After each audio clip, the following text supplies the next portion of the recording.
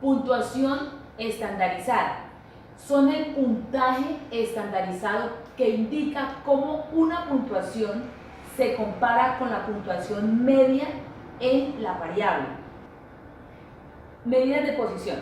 Las medidas de posición, como lo son los cuartiles, los quintiles, los deciles y los percentiles, dividen a una distribución ordenada en partes iguales. Para calcular las medidas de posición es necesario que los datos estén ordenados de menor a mayor. Continuamos hablando de las medidas de posición. Entre ellas tenemos los percentiles. Ellos están representados por la letra P mayúscula. ¿Qué podemos hablar de los percentiles? Que es una medida estadística que se utiliza para indicar el valor por debajo del cual se encuentra determinado porcentaje de observaciones. Percentil son los 99 valores que dividen la serie de datos en 100 partes iguales. Los percentiles dan los valores correspondientes al 1%, al 2%, al 3%, hasta el 99% de los datos. Vamos a hacer un ejercicio que lo vamos a representar por medio de este problema. El número de hijos de los estudiantes de psicología del quinto semestre es el siguiente. Aquí tenemos un número de datos que son datos no agrupados. Los enumeramos de menor a mayor. No importa que se repita el mismo número. Los enumeramos de esta forma. Un ejemplo. El dato 1, 1 va en la posición 1 y 2 y así sucesivamente. En este caso vamos a sacar el percentil, el decil y el cuartil. En orden vamos a sacar el percentil. Aquí está la fórmula del percentil. Percentil igual a K por N, que es el número de datos, sobre 100. Entonces vamos a sacar el percentil 75. Vamos a hacer esta operación. 75, que es la posición del percentil, 75% por 12, que es el número de datos, sobre 100, nos da 900. Esta operación nos da igual a 9 y aquí podemos decir que encontramos la posición. Nos dirigimos aquí a los datos que hemos enumerado y vamos a buscar la posición número 9, que nos da como resultado el 5. O sea, percentil 75 es igual a 5. Podemos decir que el 75% de la población tiene una cantidad igual o menor a 5 hijos. Y el 25% de la población tiene una cantidad igual o mayor a 5 hijos. Dentro de las medidas de posición también tenemos los quintiles, que están divididos en 5 partes iguales. Cada parte representa un porcentaje del 20%. También está representado por la letra Q. Aquí vamos a representar por medio de un ejemplo la edad de 20 alumnos. La vamos a llevar de la siguiente manera. Aquí los datos estaban dispersos, pero aquí la sugerencia es que los datos se ordenen de menor a mayor. Aquí ya tenemos los datos ordenados. Entonces podemos tener que la edad de estos alumnos era de 8, 9, 10 años y así sucesivamente. En total son 20 datos que tenemos, que es la edad de los 20 alumnos. Pero ¿cómo vamos a llevar a cabo esta operación de acuerdo para sacar el resultado de los quintiles? Entonces cogemos el último dato del primer quintil, que en este caso es 9, y cogemos el primer dato del segundo quintil, que en este caso son 10. Se suman estos datos y se dividen en 2. Por tal motivo, el resultado del primer quintil sería 9 más 10 serían 19. Dividido en 2 quedaría 9,5, que sería el primer dato del primer quintil. El segundo quintil haríamos la misma operación. Cogemos el último dato del segundo y el primer dato del tercer quintil. Lo sumamos, lo dividimos en 2, en este caso nos da 11, y el resultado del segundo quintil, aquí lo podemos ver, es 11. Sería el dato de este segundo quintil. Seguimos con el tercero, que es el último dato del tercer quintil y el primer dato del cuarto quintil, donde lo sumamos, lo dividimos por 2 y el resultado del tercer quintil sería 12,5, que aquí está representado con su respectiva operación. Realizamos la misma operación, tomamos el dato del cuarto quintil, el último dato, y lo sumamos con el primer dato del quinto quintil. Lo sumamos, lo dividimos en 2 y nos daría 14. Continuamos hablando de las medidas de posiciones. En cuanto a los cuartiles, son medidas de posición que dividen la frecuencia en 4 partes iguales, donde lo tenemos representado en esta gráfica. Tenemos esta gráfica con 4 partes iguales, donde cada cuartil, que es el equivalente del porcentaje, representado de la siguiente manera. El primer cuartil representa el 25%, el segundo cuartil representa el 50%, el tercero el 75% y el cuarto el 100%. Vamos a continuar con el cuartil. Mirando aquí la fórmula del cuartil, que es K por N, que es el número de datos, sobre 4. ¿Por qué sobre 4 en este caso? Porque pues estamos hablando de cuartiles que el 100% está dividido en 4 partes de 25%. Entonces, vamos a sacar el cuartil 50, igual a 2 por 12, porque 2 es la posición del segundo cuartil, sobre 4, nos da un resultado de 24, sobre 4, que es el cuartil, que es igual a 6. El 6 sería la posición. Podemos decir, entonces este 6 vamos a verlo, vamos a irnos a la línea numérica y buscamos el número 6, que al frente tiene el 3, que es de acuerdo al número de datos, nos daría lo siguiente. Cuartil 50 es igual a 3. ¿Qué nos quiere decir esto? Que el 50% de la población tiene una cantidad igual o menor a 3 hijos.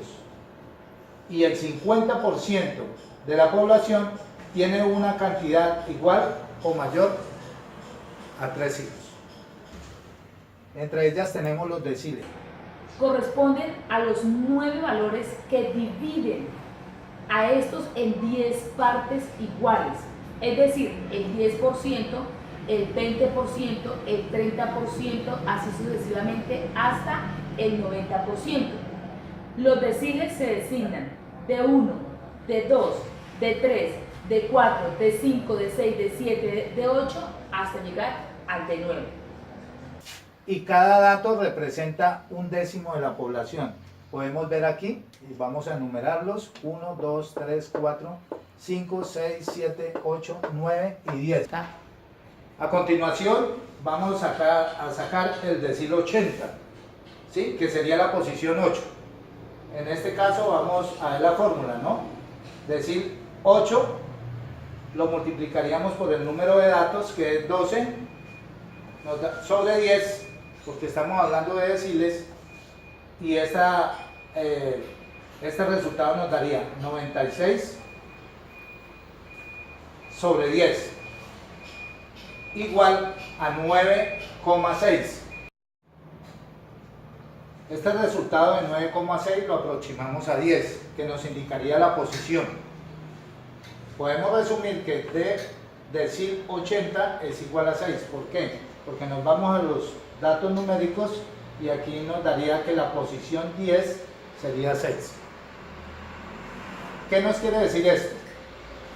Que el 80% de la población tiene una cantidad igual o menor a 6 hijos, y el 20% de la población igual o mayor a 6 hijos. Medidas de dispersión. Vamos a ver qué significan las medidas de dispersión. Ellas nos informan de cuánto está alejado del centro los valores de distribución. Dentro de ellos vamos a ver qué es el rango, porque dentro de ellas está el rango. El rango representa la diferencia entre el valor mínimo de un conjunto de datos y el rango nos muestra la distribución de los valores en una serie. Si el rango o el número del rango es muy alto, esto significa que los valores de las series están bastante dispersos o distribuidos. Si se trata de un número pequeño, quiere decir que los valores de la serie están muy cerca entre sí. Hay 4 pasos muy importantes para hallar el rango. El primer paso es el siguiente. Haz una lista de elementos de un conjunto de datos, como lo podemos ver aquí, representado en el tablero. Segundo paso, identifica los valores mínimos y máximos del conjunto. En este caso el valor mínimo es 1 y el valor máximo es 26. El tercer paso, réstale el valor mínimo del valor máximo. O sea, cojo a este valor que es el máximo, que es el número 26, y le resto el valor 1. ¿Ok? Y el cuarto paso, etiqueta claramente tu rango. ¿Cómo lo vamos a hacer? Bastante sencillo. Entonces, cojo el valor mayor, que es 26, le resto el valor menor, que es 1, y esto me da 25. Así de sencillo podemos darnos cuenta que el rango en cuanto a esta representación es de 25. Muy bien. Dentro de las medidas de dispersión también tenemos rango intercuartil, que también hace parte de las medidas de dispersión. Pero ¿qué es el rango intercuartil? Vamos a ver qué significa. En estadística descriptiva se llama rango intercuartil a la diferencia que hay entre el primer cuartil y el tercer cuartil de una distribución. Es una medida de la dispersión de estadística. Muy bien, entonces vamos con un ejemplo. ¿Qué significa? Vamos a sacar el rango intercuartil del siguiente grupo de datos. Como podemos ver aquí, tenemos 13 datos. 1, 2, 3, 4, 5, 6, 7, 8, 9, 10, 11, 12 y 13.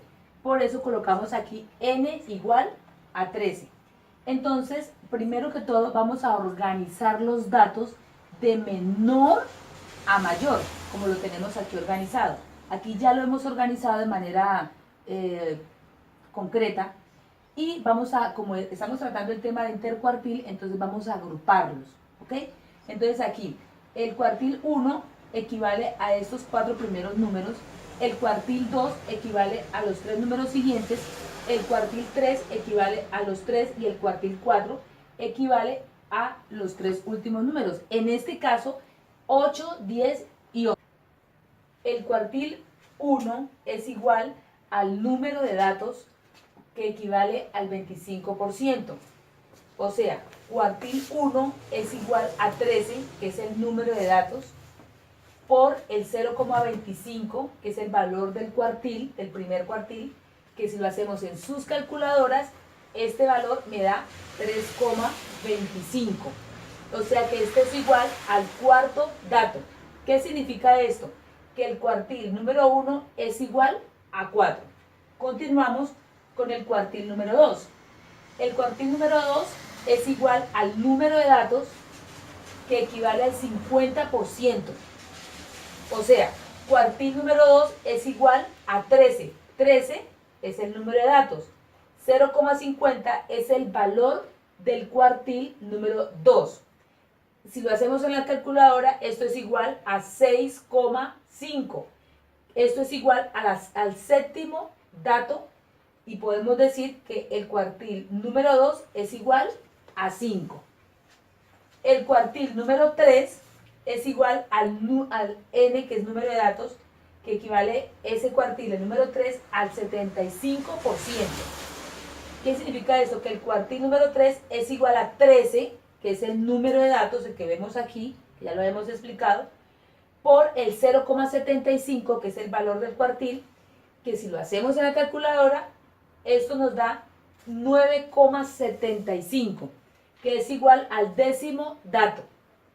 El cuartil número 3 es igual a 8. Ya para terminar, el rango intercuartil es igual al cuartil 3 menos el cuartil 1, que es igual a 8 menos 4. Esto quiere decir que el rango intercuartil es igual a 4. También encontramos la varianza, la cual nos sirve para identificar a la media de las desviaciones cuadráticas de una variable aleatoria. Entonces, continuamos con los ejercicios. De acuerdo a los datos que teníamos sin agrupar, entonces acá ya los hemos agrupado de la cantidad de hijos de los estudiantes de psicología de quinto semestre. Entonces vamos a acomodar los datos en esta tabla. Esta tabla se llama tabla de distribución de frecuencia, donde aquí vamos a colocar los datos dependiendo de una amplitud. Nosotros utilizamos una amplitud de 2. Entonces aquí colocamos de 1 a 3, de 3 a 5. Entonces acá simplemente cogería de 1 a 2. O sea, las personas que tienen 1 y 2 hijos. Acá en esta tablita vamos a sacar la media de todos estos valores. Entonces sabemos que la media es la suma de los datos dividido entre el número de estos. Entonces acá tenemos los datos, entonces los sumamos. 1 más 3 igual a 4 y al dividirlo entre 2 pues nos da un 2. Y hacemos exactamente lo mismo con estos valores. Sumamos y dividimos entre 2. Acá ya en la frecuencia, entonces son los números que se repiten. Entonces dependiendo de la cantidad de hijos que tienen las personas. Entonces de 1 a 2 hijos vemos que hay 4 personas. Entonces 2 personas tienen de a 1 hijo y otras 2 tienen de a 2 hijos. Entonces como nuestra amplitud solamente encierra al 1 y al 2, entonces el 4 es porque 1, 2, 3 y 4, solamente está ahí. Ya del 3 al 4 se incluye acá en esta. Entonces miramos que 1, 2, 3 y 4. Entonces acá de 3 a 5 tenemos un número de 4. Y hacemos lo mismo con estos valores. Acá en la frecuencia acumulada, entonces simplemente vamos a multiplicar. Acá en la frecuencia vamos a sumar. Entonces sumamos, entonces acá se repite el primer número que es 4. Entonces 4 más 4, 8, 8 más 2, 10, 10 más 1, 11 y 11 más 1, 12. ¿Sí? Esta es la frecuencia acumulada. Luego pasamos a X por F, es decir, estas dos casillas las vamos a multiplicar. Entonces 2 por 4, 8, 4 por 4, 16 y así hasta tener todos los resultados. Esta casilla la vamos a sumar. Entonces esta sumatoria nos da 54. Esta sumatoria luego la vamos a dividir entre el número de datos, que en nuestro caso son 12 datos. Entonces 54 dividido en 12. ¿Sí? Entonces ese sería el promedio de nuestra tabla, es decir, la media. Entonces esta media, el resultado de la media la vamos a restar con cada uno de estos valores. Con la resta con el resultado de la media vamos a obtener los valores de esta casilla. Pero entonces, el resultado de la media, al restarlo con estos números de acá, ese resultado lo vamos a elevar al cuadrado, como vemos acá en la fórmula, ¿sí? Entonces la sumatoria de los datos menos la media elevado al cuadrado. Entonces, al elevarlo al cuadrado nos da estos resultados. Obtenido este resultado, vamos a hacer la sumatoria nuevamente, ¿sí? Entonces, ¿para qué nos sirve esta sumatoria de esta casilla? Con esto podemos sacar la varianza. Como vemos, la varianza es esta fórmula. La sumatoria de los datos menos la media elevado al cuadrado, es decir, esta formulita. Entonces sería este resultado sobre el número de datos, que en este caso es 12.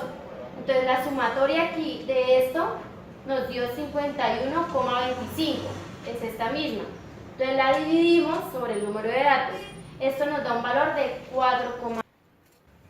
Dentro de las medidas de dispersión también encontramos la desviación típica o estándar, la cual representa las magnitudes de la dispersión de las variables de razón e intervalo.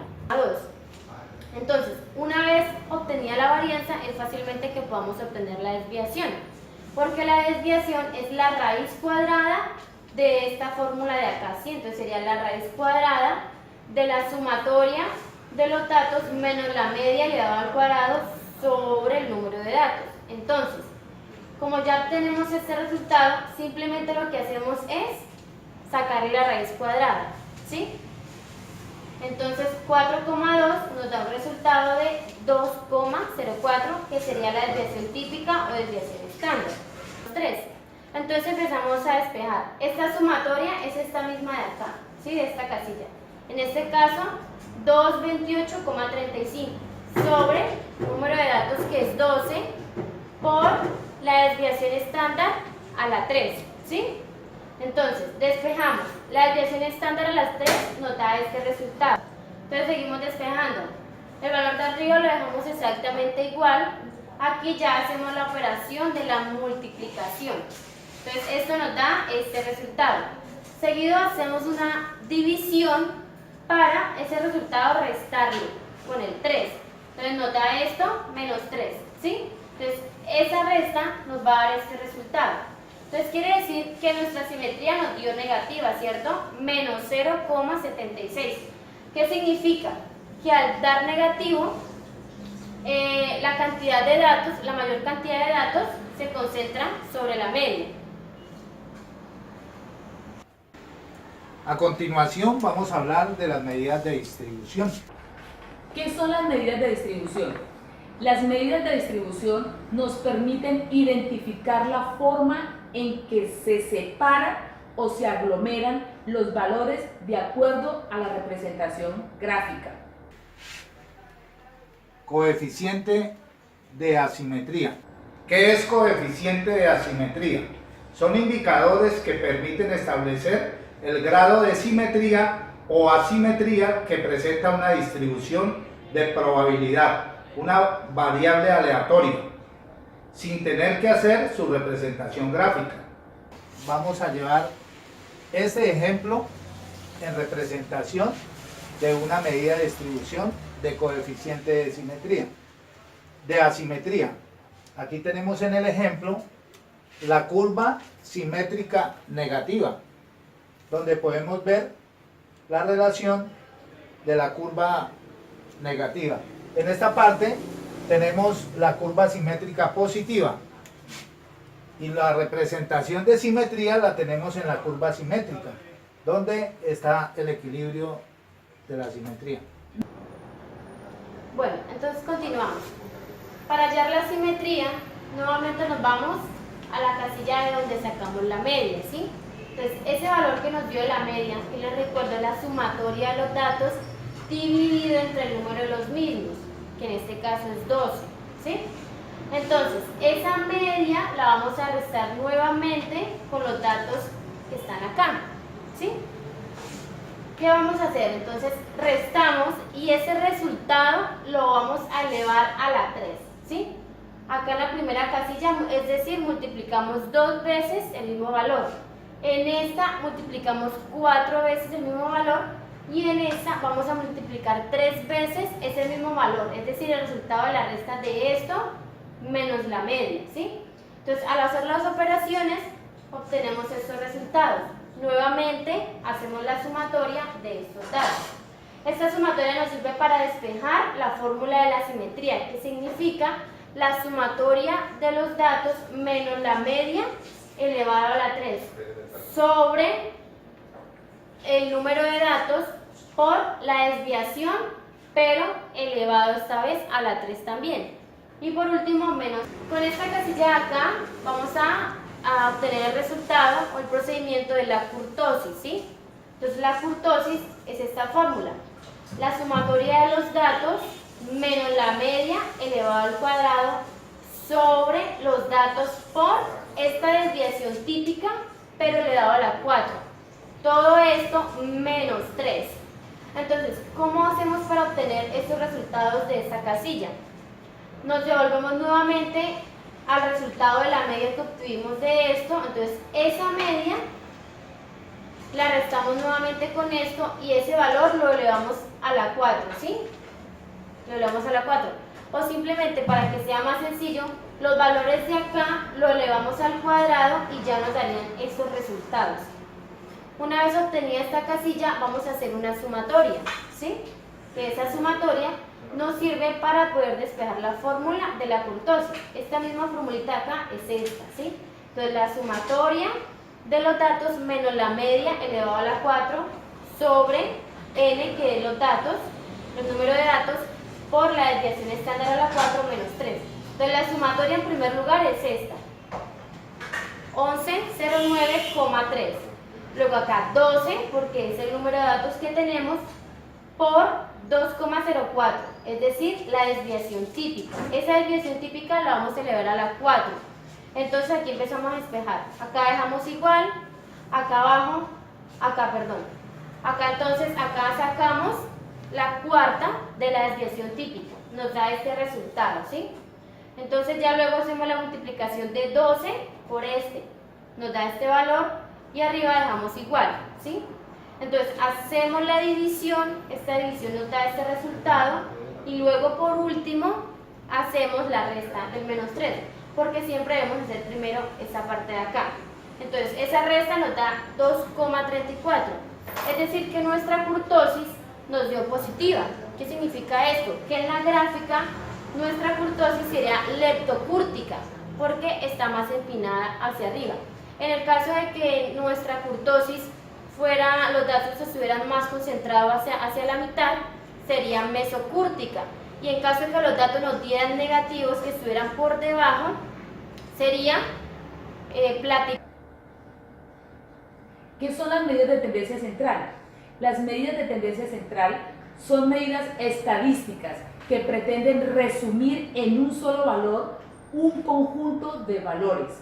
Las medidas de tendencia central más utilizadas son la media, la mediana y la moda. Excelente. Dentro de las medidas de tendencia central tenemos la media. La media significa sumar todos los datos que tenemos sobre la cantidad de los mismos. Entonces acá nos dan una cantidad de datos y los vamos a ordenar en una tabla de distribución de frecuencia para saber cuántas veces se repite cada número. Entonces acá vemos que el 2 se repite 3 veces, el 4 2 veces, el 8 2 veces y el 12 4 veces. Entonces luego vamos a hacer la suma dependiendo de cuántas veces se repita cada número.